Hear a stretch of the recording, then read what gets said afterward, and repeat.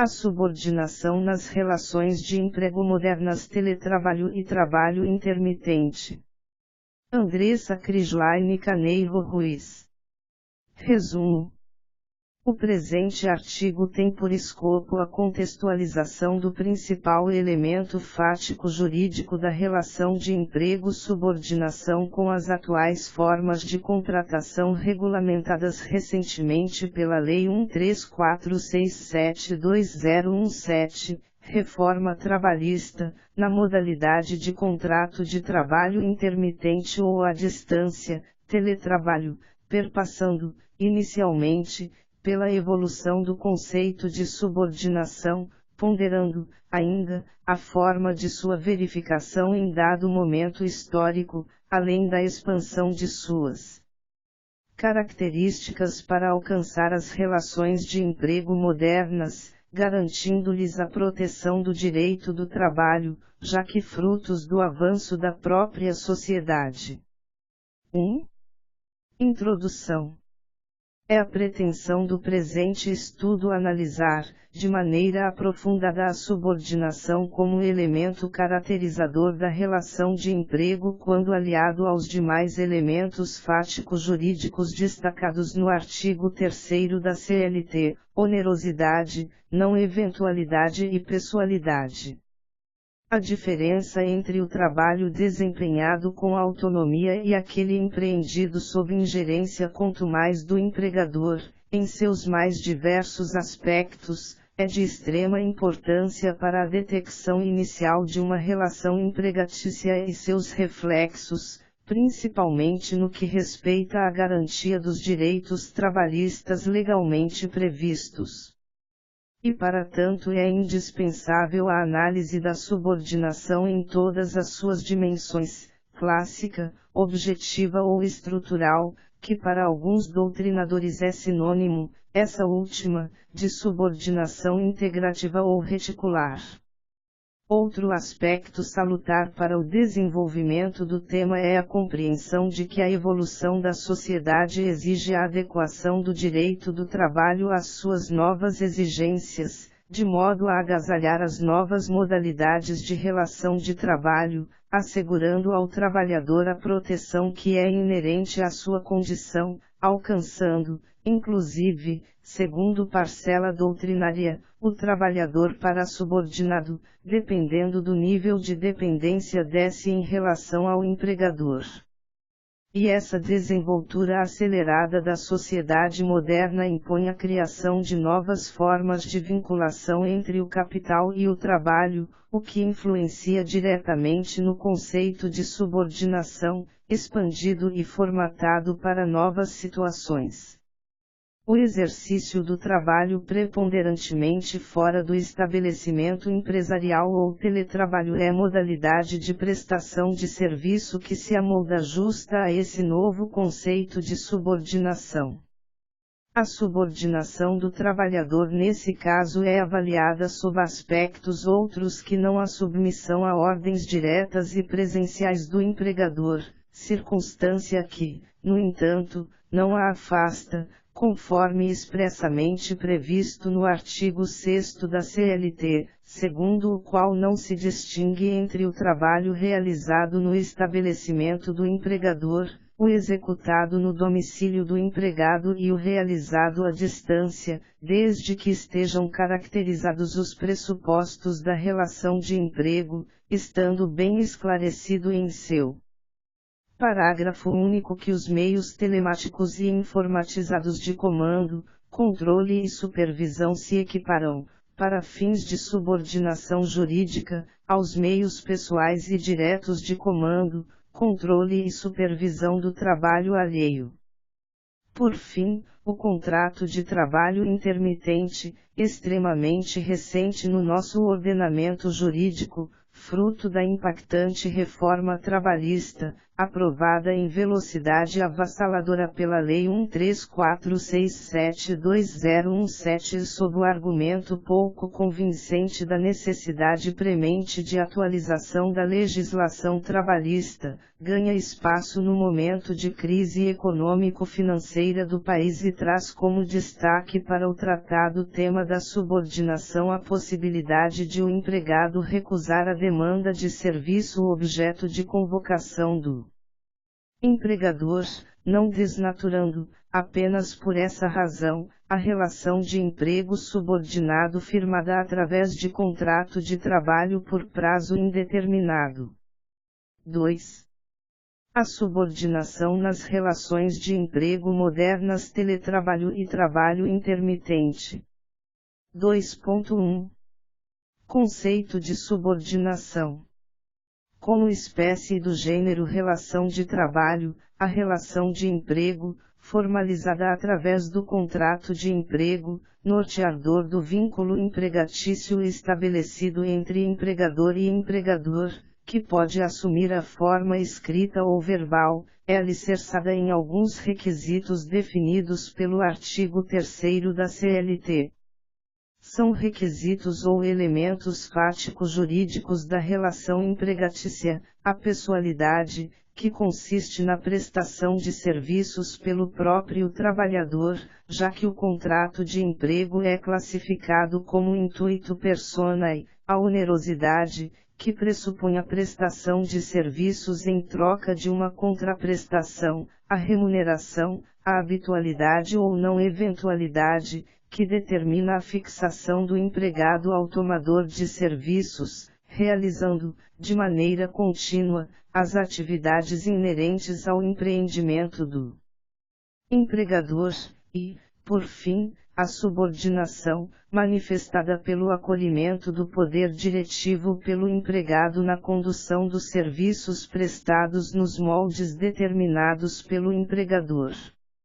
E esse poder empregatício, subdividido em poder diretivo, fiscalizatório, disciplinar e hierárquico, deve se manifestar não como um fim em si mesmo, mas como meio de condução da relação de emprego, já que, como é disso, o empregado, a assumir vínculo de emprego subordinado, não renuncia aos direitos fundamentais que lhe são assegurados pela Constituição Federal. Segundo Delgado, 2017, p. 325, subordinação deriva de sub, baixo, e ordinari, ordenar, traduzindo a noção etimológica de estado de dependência ou obediência em relação a uma hierarquia de posição ou de valores. Dada a sua importância na determinação de uma relação de emprego ou mera prestação de serviços autônomos, em que o trabalhador não está sujeito a qualquer controle no serviço prestado, realizando-o de maneira independente e assumindo os riscos dessa atividade, a subordinação é classificada pela doutrina majoritária como o principal requisito do vínculo de emprego. É através desse elemento fático-jurídico caracterizador da relação de emprego que o empregado, em relação de submissão, assimila o poder de direção do empregador, realizando a prestação de serviços de acordo com as diretrizes manifestadas pelo controle exercido pela empresa, que assume, integralmente, os riscos da atividade empresarial desenvolvida. Embora por muito tempo se tenha atrelado o conceito de subordinação a uma relação de obediência do empregado ao empregador, essa concepção subjetivista de dependência pessoal tem sido afastada, dando espaço a um conceito de subordinação jurídica, que se relaciona com a atividade empresarial desenvolvida. Analisada sob o seu aspecto objetivo, a subordinação está atrelada ao modo de execução da atividade laborativa pelo empregado, que a desenvolve de acordo com as estipulações do empregador. Daí a conclusão alcançada pela doutrina mais consentânea no sentido que a subordinação não é caracterizada pela sua vertente subjetiva, ou seja, através do exercício do poder de mando do patrão sobre a pessoa do trabalhador, mas sim através da ponderação da sua inclusão na dinâmica empresarial, atrelando-se, especificamente, à prestação dos serviços de maneira subordinada. É de se concluir que a concepção subjetiva da subordinação foi superada pela configuração de uma relação de dependência entre os sujeitos envolvidos, seja ela econômica ou mesmo técnica, sendo certo que a relação marcada entre as partes cedeu espaço ao elemento da subordinação avaliado no contexto do trabalho realizado, dissociado da condição de sujeição pessoal do empregado em relação ao empregador. Diante desse panorama, a doutrina, de maneira pacífica, classifica a natureza da subordinação como jurídica, assimilando o exercício do poder empregatício. Nesse sentido se manifesta Leite, 2017, p. 162. Há quem sustente que a subordinação decorre da situação de dependência, CLT, art. 3º, do empregado em relação ao empregador. Todavia, parece-nos que o empregado não é dependente do empregador, e sim, a sua atividade laboral, física, mental ou intelectual, é que fica num estado de sujeição ao poder, diretivo, regulamentar e disciplinar, do empregador, sendo que este critério é, para a maioria dos doutrinadores, o mais relevante para caracterizar a relação empregatícia. Bem de ver-se que o elemento subordinação exerce papel importante na análise e configuração da relação de emprego, estando, ademais, intimamente relacionada às formas de contratação modernas, circunstância que exigiu o alargamento de sua esfera de alcance, deixando de ser caracterizada pela simples ordem direta do empregador ao empregado na condução dos serviços prestados, sustentando relações outras que exigem seja esse requisito, subordinação encarado de forma mais abrangente e evoluído, tal como o desenvolvimento sempre acelerado da sociedade contemporânea. 2.2 Evolução histórica do trabalho humano e relação de emprego subordinada. O trabalho, como resultado da organização dos seres humanos para a produção de bens e meio de subsistência, sempre esteve presente nas mais diversas épocas do desenvolvimento da sociedade, sendo, no entanto, articulado de maneira diferente a depender do período histórico vivenciado. Segundo Porto, 2009, p. 19, 4 foram os sistemas econômicos ou modo de produção identificados e que influenciaram no desenvolvimento da comunidade ocidental: o comunismo primitivo, o escravismo, o feudalismo e o capitalismo. Embora o objetivo sempre tenha sido a produção, em cada momento histórico o comportamento dos envolvidos era diferenciado pela propriedade dos meios utilizados e pela participação no resultado da produção. Apenas no período do comunismo primitivo é que tanto os meios de produção como a repartição dos frutos produzidos alcançavam toda a sociedade. Durante a escravidão, a relação à vida entre o senhor e o escravo era de propriedade. O escravo não era tido como sujeito de direitos e não recebia qualquer contraprestação pelo trabalho desempenhado e que gerava bens e riqueza apenas ao seu dono. Já na época do feudalismo, o proprietário dos meios de produção, o senhor feudal, se valia da força de trabalho daqueles que não os possuía, os servos, estabelecendo uma relação de hierarquia na qual o servo, que ocupava a base da pirâmide, não tinha plena liberdade, posto que vinculado à terra, em que pese já tivesse evoluído à condição de sujeito de direito. Estabelecido após a Revolução Industrial dos séculos XVIII e XIX, o capitalismo, marcado pela substituição da produção agrícola pela industrial e que ocasionou a transferência da produção do campo para a cidade, é o meio de produção que vigia até os dias atuais. Foi com o capitalismo que surgiu a figura do operário e da mão de obra assalariada, inicialmente extremamente explorados, sem distinção entre homens, mulheres ou crianças. A concepção de liberdade fora subvertida nessa oportunidade, pois não obstante supostamente livres esses trabalhadores vivenciaram a necessidade da busca pelo sustento, situação que os tornaram escravos do sistema. A transição do Estado liberal, absenteísta, para o Estado social, positivo, que derivou da insustentabilidade da relação entre empregado e empregador, cuja desigualdade e assimetria eram ignoradas, marcou o surgimento do direito do trabalho, passando o Estado a atuar como fiscalizador e regulador das relações de trabalho, ambiente propiciado pelo surgimento dos agrupamentos de trabalhadores e a incipiente organização sindical. O direito do trabalho, para Porto, 2009, p. 30, surgiu, portanto, para tutelar os trabalhadores hipossuficientes, que necessitavam da sua proteção normativa para alcançar um nível de vida digno.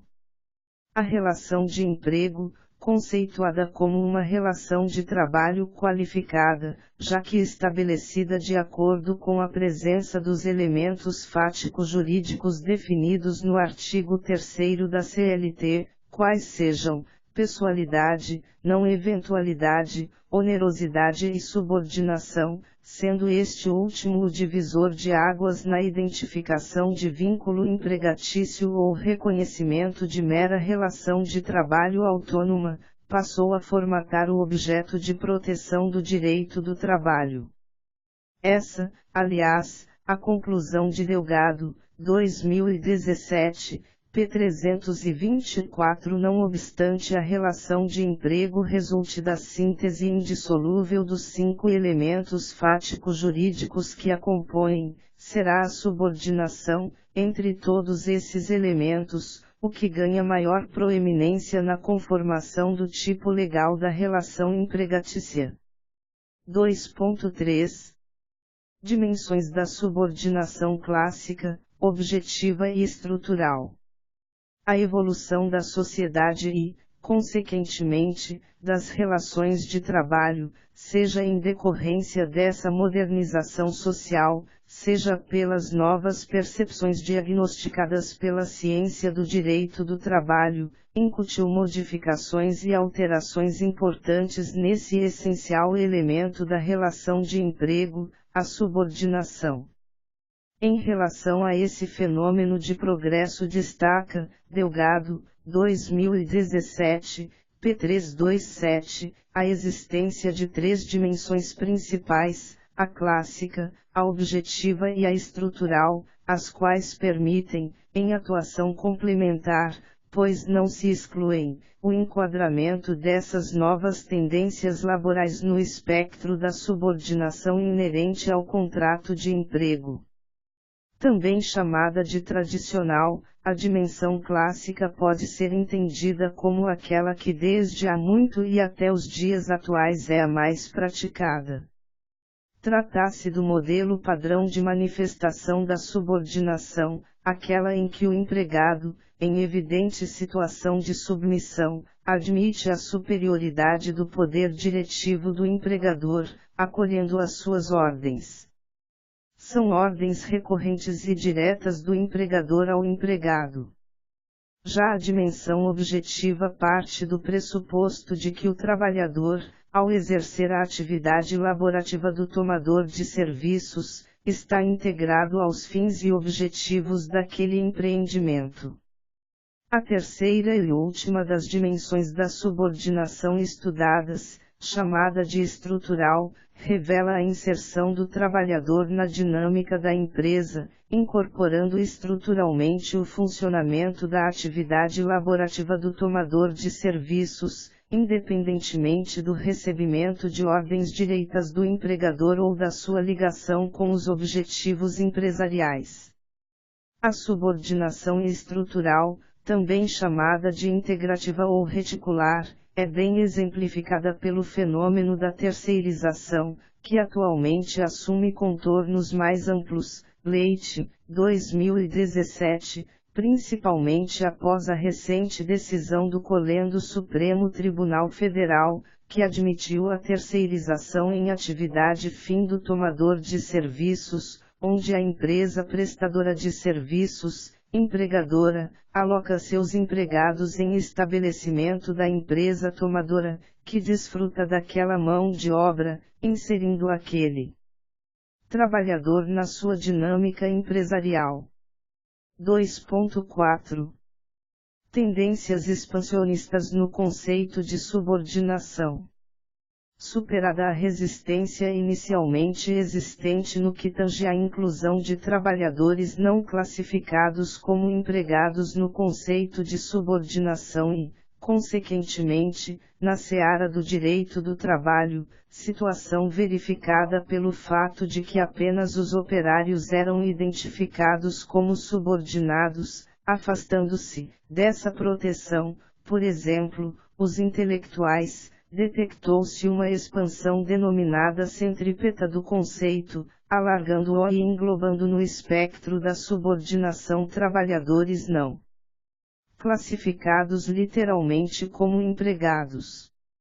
Essa nova concepção de subordinação atende, por certo, à orientação expansionista de melhoria da condição do trabalhador estabelecida no caput do artigo 7º da Constituição Federal, indo ao encontro, ademais, à noção de progressividade de direitos que se infere do Pacto Internacional dos Direitos Econômicos, Sociais e Culturais de 1966. 2.4.1 Para a subordinação jurídica. Com origem no direito italiano, o trabalho vinculado pela chamada para a subordinação assume contornos extremamente semelhantes ao trabalho subordinado, que para alguns doutrinadores já se apresenta insuficiente para fixar-se no centro de consideração do direito do trabalho. É atrelada ao trabalhador autônomo, mas pela forma de colaboração coordenada a aproximar-se do elemento subordinação destacado no artigo 3º da CLT. Nessa situação o trabalhador tem maior liberdade para a execução de sua atividade laborativa, sendo que a ingerência do empregador é verificada apenas de maneira indireta, mas não tão distante a ponto de configurar uma prestação de serviços autônoma, haja vista a forma em que inserido, esse trabalhador, na dinâmica empresarial. Pela proximidade da parasubordinação e trabalho subordinado temos a posição de Cassar, 2014, p. 249. Defendemos que a parasubordinação é sinônimo de subordinação e designa o estado de sujeição do trabalhador que não é empregado, podendo ser autônomo, eventual ou de qualquer outra espécie. O conceito de parasubordinação jurídica surge especificamente pela superação da antiga dicotomia do trabalho subordinado ou autônomo, alcançando situações mais avançadas e condizentes com o atual estágio das relações de trabalho que acompanharam a progressão da sociedade. Nesse contexto, para Nascimento, 2008, p. 460, o trabalho parasubordinado é uma categoria intermediária entre o autônomo e o subordinado, abrangendo tipos de trabalho que não se enquadram exatamente em uma das duas modalidades tradicionais, entre as quais se situam, como a representação comercial, o trabalho dos profissionais liberais e outras atividades atípicas, nas quais o trabalho é prestado com pessoalidade, continuidade e coordenação. Seria a hipótese, se cabível, do trabalho autônomo com características assemelháveis ao trabalho subordinado. Exatamente pelo fato de o trabalho para subordinado não ser objeto de regulamentação pelo direito brasileiro, o abandono das amarras da radical diferenciação entre trabalho autônomo ou subordinado é desejável para que a proteção do direito do trabalho não se limite a uma parcela limitada de trabalhadores, amoldando-se à nova dinâmica global das relações de trabalho. Nessa linha, Barros, 2010, p. 291, adverte que a instituição do trabalho para subordinado, ao lado do trabalho autônomo e do trabalho subordinado, implica, sem dúvida, redimensionamento do direito do trabalho. Os trabalhadores para subordinados, também chamados de coordenados e entendidos como integrantes da chamada zona grais, aos quais não são assegurados os direitos inerentes à relação de emprego, não podem, por apego a uma análise estanque e superada pelo avanço inevitável das relações sociais, serem marginalizados da seara protecionista dos princípios peculiares do direito do trabalho, como ocorre atualmente. Defensor dessa ampliação do espectro protetivo do direito do trabalho, adverte, Robortella, 1998, p. 183, que o grau de proteção deve centrar-se mais na debilidade contratual do que na intensidade da subordinação. A necessidade econômica e social é que determinará maior ou menor incidência da regra tutelar, num verdadeiro reencontro do direito do trabalho com a teoria da hipossuficiência. Por certo, a regulamentação do trabalho para subordinado pode contribuir para uma reformulação do sistema de relações laborativas, principalmente se conduzido de modo a incorporá-lo no atual conceito abrangente de subordinação, solução que se aproxima do ideal de melhoria das condições dos trabalhadores previsto na Constituição Federal. 2.4.2 A técnica do feixe de indícios. A já explicitada limitação do conceito de subordinação não é exclusiva do Brasil, sendo esse entrave vivenciado por diversos outros estados, o que culminou na atuação da jurisprudência desses países para suprir essa deficiência, respaldando os julgadores para demandas casuísticas através da chamada técnica do conjunto de indícios qualificados. Trata-se de ponderar os fatos que envolvem a relação de trabalho em análise, de modo a detectar, através do conjunto de elementos que envolvem essa relação, se o trabalho desempenhado é ou não subordinado e a que nível se estabelece essa subordinação, para definir se o vínculo estabelecido é de emprego ou de trabalho autônomo. Alicerçado nesses indícios, o magistrado, segundo explanado por Porto, 2009, p. 48, deveria proceder a uma valoração global da relação de trabalho a ser qualificada, tipo de remuneração, propriedade dos meios de produção, organização do horário de trabalho, tipo e intensidade dos controles exercidos, etc., determinando se existe ou não um número suficiente de indícios para que se possa concluir pela configuração da relação de emprego. Em que pese bastante difundida e consideravelmente utilizada, a técnica do feixe de indícios ainda sofre críticas contundentes quanto à insegurança jurídica que esse método acarreta diante da vasta liberdade garantida ao magistrado na valoração desses indícios conjuntamente analisados e consequente qualificação da relação posta à sua apreciação, empregatícia ou autônoma.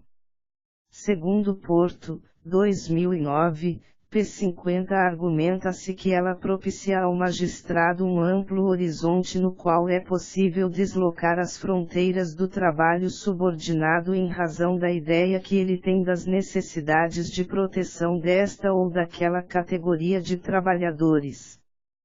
Para a solução do impasse apresentado sustenta-se a atuação da doutrina paralelamente aos julgamentos que decidem caso a caso, definindo-se conceitos sólidos e atuais para determinadas situações de modo a reduzir as inconsistências que culminam na dificuldade em se definir a relação de trabalho autônoma ou estabelecida através de liame empregatício, com o preenchimento, no caso da legislação nacional, dos requisitos do artigo 3º da CLT. 2.5. Teletrabalho. 2.5.1. Conceito. O teletrabalho é aquele realizado fora das dependências da empresa, ou seja, à distância, enquadrando-se como manifestação da dimensão objetiva ou estrutural da subordinação, pois em que pese não receba, o teletrabalhador, ordens diretas e presenciais do empregador, encontrar-se integrado na estrutura empresarial. Embora para muitos o teletrabalho constitui um novo modelo de trabalho, que formaliza vínculo de emprego, para Cavalcante, 2018, p. 35, o teletrabalho é mais uma forma de organização da atividade do empresário, do que necessariamente um novo tipo de trabalho, com uma autorregulamentação, podendo ser verificado na prestação de serviços autônoma ou mediante subordinação. A definição de teletrabalho é extraída do artigo 75b da CLT, que após inclusão pela Lei 13467/2017, encontrar-se assim redigido, considera-se teletrabalho a prestação de serviços preponderantemente fora das dependências do empregador, com a utilização de tecnologias de informação e de comunicação que, por sua natureza, não se constituam como trabalho externo. Nesse contexto, pela íntima ligação aos meios tecnológicos para o desempenho do teletrabalho, Franco Filho, 2017, p. 167, de maneira bastante interessante, assim conceitua o teletrabalho. Trata-se o teletrabalho de uma atividade recente caracterizada por uma relação triangular, assalariado mais empresa mais novas tecnologias. E com clareza idêntica de argumentos consigna Rodrigues Pinto, 2007, p. 133. Seu melhor conceito é o de uma atividade de produção ou de serviço que permite o contato à distância entre o apropriador e o prestador da energia pessoal. Desse modo, o comando, a execução e a entrega do resultado se completarão mediante o uso da tecnologia da informação, sobretudo a telecomunicação e a informática, substitutivas da relação humana direta. 2.5.2.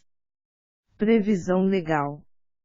Carente, até a edição da Lei 13467/2017 Reforma Trabalhista, de regulamentação detalhada, essa modalidade de prestação de serviços, teve minudenciadas as circunstâncias de sua configuração, passando a ter disciplina específica no capítulo 2A, do título 2º, da CLT, entre os artigos 75A e 75I, trazendo, ainda, a legislação em análise, algumas exigências formais para a sua licitude. Basta ver que o artigo 75C da CLT exige que a prestação de serviços na modalidade de teletrabalho deverá constar expressamente do contrato individual de trabalho, que especificará as atividades que serão realizadas pelo empregado, definindo, o artigo 75D daquele diploma legal, que as questões atinentes a reembolso de despesas, aquisição, fornecimento ou manutenção de equipamentos deve constar de contrato escrito firmado entre as partes. Do mesmo modo deve haver registro em aditivo contratual à alteração da modalidade de teletrabalho para o presencial, estabelecendo, ainda, a novel legislação, prazo de transição mínimo de 15 dias, art. 75c, segundo, CLT. Além disso, passou a ter previsão no texto legal a obrigação de o empregador instruir seus empregados, de maneira expressa e ostensiva, no que diz respeito às precauções para evitar doenças e acidentes de trabalho, art. 75i, CLT. O ponto negativo da Lei 134672017, Reforma Trabalhista, com relação ao teletrabalho ficou por conta da inclusão do inciso 3º no artigo 62 da CLT, dispositivo esse que elenca as hipóteses de exclusão do regime de duração do trabalho, horas extras, adicional noturno, etc., daquele diploma legal. Antes excetuados dessa proteção os empregados exercentes de atividade externa incompatível com a fixação de horário de trabalho e os gerentes e seus equiparados, diretores e chefes de departamento, os empregados em regime de teletrabalho passaram a também ostentar essa condição. Nos parece, entretanto, que havendo fiscalização ostensiva e controle possível da efetiva jornada de trabalho cumprida pelo empregado em regime de teletrabalho, não há razão para sonegá-lo o direito ao recebimento de eventuais horas extras realizadas, conclusão que, aliás, atende ao arcabouço principiológico do direito do trabalho. A limitação do horário de modo a coibir a realização de jornadas extenuantes de trabalho, caminha em sintonia com o direito fundamental à desconexão e ao lazer assegurados pela Constituição Federal. 2.5.3 A subordinação no teletrabalho. Em que pese mais amena, é consenso na doutrina e na jurisprudência que a subordinação, no caso do teletrabalho, está presente. Isso porque o controle da atividade laborativa se dá pelos meios tecnológicos atualmente disponíveis, que permitem interação constante entre empregado e empregador, seja através da internet, por celular, notebooks, smartphones, ou através de câmeras de vigilância, BIP ou instrumentos afins. Ainda que distante dos olhos do empregador, o teletrabalhador conduz a prestação de seus serviços nos moldes apropriados aos fins do estabelecimento empresarial. Sendo assim, a subordinação faz-se presente nessa modalidade de contratação, já que amparada, nos dias atuais, no desenvolvimento tecnológico que permite a ligação direta e constante do empregado com a empresa. É no regime de teletrabalho que a já mencionada modernização das relações de trabalho se vê deveras presente, dando conta de garantir ao trabalhador os direitos inerentes à sua condição de empregado independentemente de sua presença física nos domínios do empregador. O acolhimento do empregado ao controle empresarial é aferido através de outras circunstâncias, como o cumprimento de metas diárias ou semanais, ou, até mesmo, o acompanhamento, em tempo real, das atividades desenvolvidas pelo trabalhador através de sistemas informatizados interligados. De se concluir que no caso do trabalho à distância, teletrabalho, não há ausência de subordinação, mas o incremento desse elemento através de técnicas modernas de controle, que acompanham o desenvolvimento social, e mantém essa classe de trabalhadores, sob o manto protetivo do direito do trabalho. 2.6 Trabalho intermitente. 2.6.1 Conceito. Novidade legislativa da reforma trabalhista, Lei 1346722017, que ganhou relevo na seara do direito do trabalho doméstico. O trabalho intermitente tem suas raízes em países estrangeiros e prática recorrente. Contrato zero-hora, como é chamado na Inglaterra, ou o conhecido trabalho descontínuo na Espanha, essa modalidade de contrato de trabalho por prazo indeterminado possui como principal característica a alternância de períodos de atividade e inatividade do empregado, mas com a permanência do vínculo de emprego estabelecido. Essa, aliás, a principal diferença entre o trabalhador intermitente e o eventual, aliada à extraordinariedade da atividade empresarial que dá ensejo a essa forma de contratação, uma vez que sendo previsível e corriqueiro o evento, há contrato de trabalho intermitente, alicerçado no vínculo empregatício, e não trabalho eventual. A efetiva prestação de serviços pelo trabalhador intermitente, após aceitar a convocação do empregador, garante-lhe o recebimento da contraprestação pecuniária estabelecida em lei. Para o período de inatividade, no entanto, não há qualquer rendimento garantido ao empregado, que poderá dedicar-se a outra fonte de renda, laborando para outro empregador, sendo essa insegurança financeira a maior preocupação com a utilização dessa modalidade de contrato de trabalho, que tem angariados cada vez mais adeptos. 2.6.2 Regramento Legal. Após alterações promovidas pela Medida Provisória 808, que perdeu sua vigência pelo decurso de prazo sem conversão em lei pelo Congresso Nacional, o contrato de trabalho intermitente continuou a ser previsto no artigo 452-A da CLT e seus 9 parágrafos. Segundo a previsão legal, contrato de trabalho intermitente deve ser celebrado por escrito e deve conter especificamente o valor da hora de trabalho, que não pode ser inferior ao valor horário do salário mínimo ou aquele devido aos demais empregados do estabelecimento que exerçam a mesma função em contrato intermitente ou não, art. 452-A, caput, CLT. E de extrema relevância para o presente estudo a disposição do seu 3 graus que, enfatizando a subordinação moderna dessa modalidade de contratação, prevê que a recusa da oferta não descaracteriza a subordinação para fins do contrato de trabalho intermitente.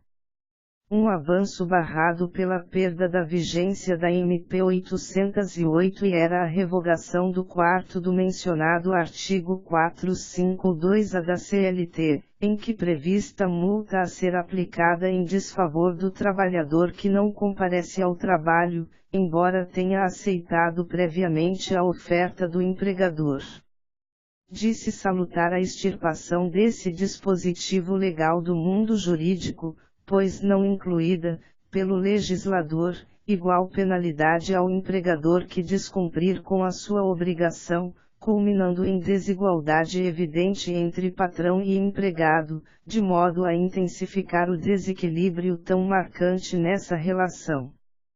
Com a não conversão em lei da medida provisória em comento, o artigo 452-A, 4º, da CLT, continua com a seguinte redação: aceita a oferta para o comparecimento ao trabalho, a parte que descumprir, sem justo motivo, pagará a outra parte, no prazo de 30 dias, multa de 50%, da remuneração que seria devida, permitida a compensação em igual prazo.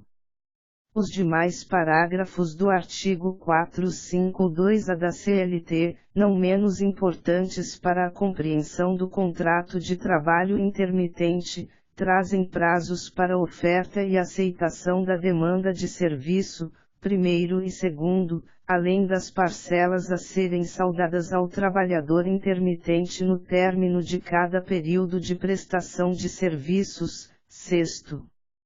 2.6.3. A subordinação no contrato de trabalho intermitente. É fato que a contratação de empregado para a efetivação de trabalho intermitente rompe com os paradigmas do direito do trabalho, pois desaparecem as obrigações de prover o trabalho pelo empregador e, para o empregado, de permanecer à disposição daquele, incutindo, ainda, uma concepção um pouco distorcida do conceito clássico de trabalho subordinado.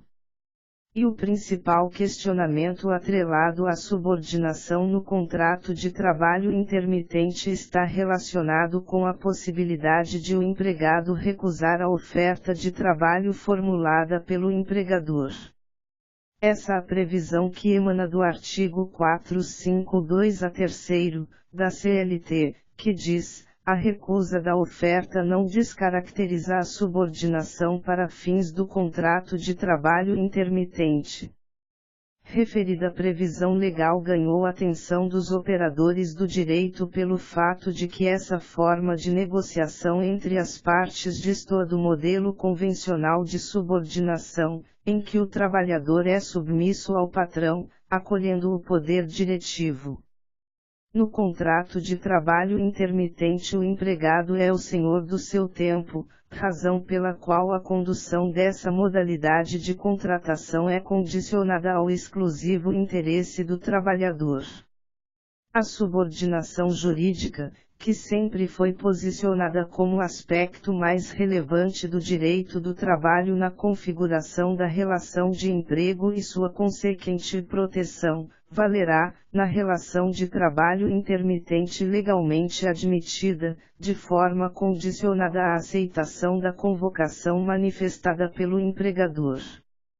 No entanto, como já explanado em linhas pregressas, o fato de a relação entre empregado e empregador assumir, pela evolução das relações de trabalho, contornos mais flexíveis, não descaracteriza a condução do contrato de trabalho pelo empregador e não desconstitui a presença de liame empregatício no que se refere ao elemento subordinação. Até porque, admitida a oferta de trabalho pelo empregado, a subordinação passa a estar presente nessa relação através de todas as suas vertentes, podendo ser detectada na sua dimensão tradicional, ou seja, através do comando direito do empregador ou através de controle indireto, como ocorre com o teletrabalho já analisado. 3. Conclusão. A dedicação do trabalhador de maneira subordinada, desempenhada em quaisquer de suas dimensões, podendo ser considerada desde a ideia clássica de ordem direta e presencial do empregador até a situação de controle por meio da informática ou telecomunicação, englobando, ainda, o trabalho intelectual desempenhado com autonomia significativa, é a principal circunstância que conduz ao reconhecimento de uma relação de emprego. Não importa se a fiscalização e controle se da forma mais ou menos incisiva, basta que ela esteja presente no cotidiano daquela atividade. Isso porque, a flexibilização das normas trabalhistas, guiada pelo discurso da adaptação às relações modernas de trabalho, como acontece com a relativização da subordinação verificada no contrato de trabalho intermitente ou na modalidade de teletrabalho, não pode contribuir para o retrocesso social.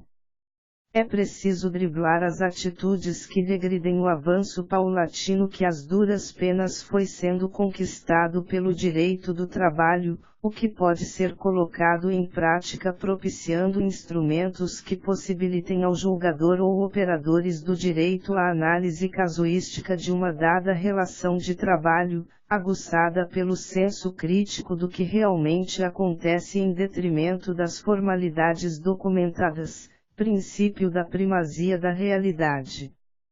O ponto nevrálgico a ser ponderado em qualquer relação de trabalho, seja ela desempenhada nas dependências do empregador ou realizado à distância, seja praticada de maneira habitual ou intermitente, é a presença do elemento subordinação no cotidiano dessa prestação de serviços, de modo a que, considerada conjuntamente com os demais requisitos legais, permita o reconhecimento de uma relação de emprego, independentemente do modo em que formalizada.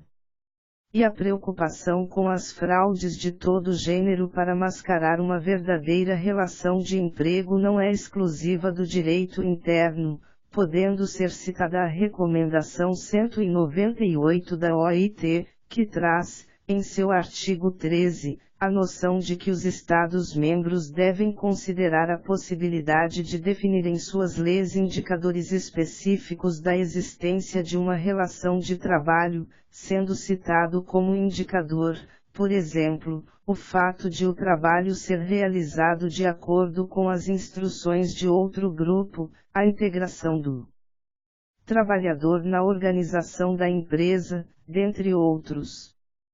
A detecção de trabalho subordinado e que formata o conceito de relação de emprego se aliado aos demais elementos fáticos jurídicos já mencionados, pessoalidade, onerosidade, não eventualidade, assume papel relevante para a garantia da proteção dessa prestação de serviços qualificada, amparando o trabalhador nos moldes da legislação trabalhista vigente, norteada, ademais, pelos preceitos constitucionais que eleva a alçada de direitos fundamentais aqueles destacados no artigo 7º da Lei Maior.